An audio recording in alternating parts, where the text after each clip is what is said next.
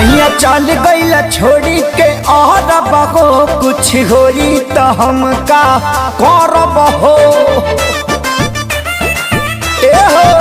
सैया चल गईल छोड़ी के और बहो कुछ होई तो हम का करब हो। मन करता तो के सारा पी हो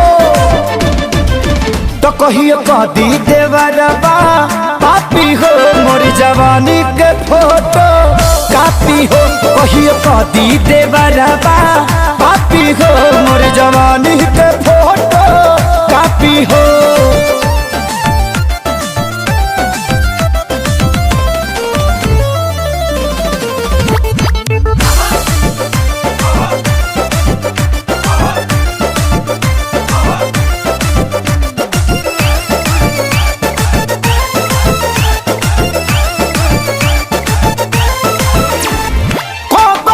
धन पुराय करा हवाले का कोई नजर ये कहाँ कहाँ डाले।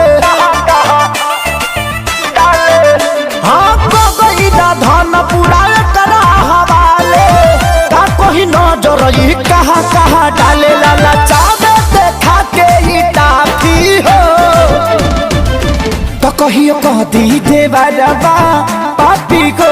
मोर जवानी के फोटो कापी हो कहियो कदी देवरबा पापी हो।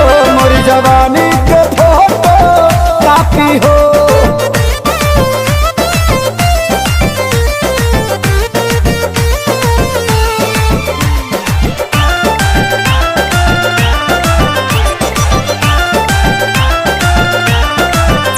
अरे पूछे आशीष कमाई हमर बारी आफत में डलल बड़े हमके खेसारी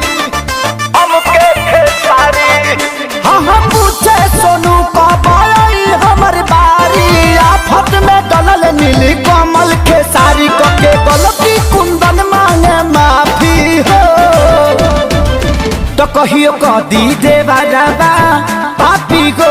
मोर जवानी के फोटो कापी हो कहियो कदी देवरबा पापी हो। मोर जवानी के फोटो कापी हो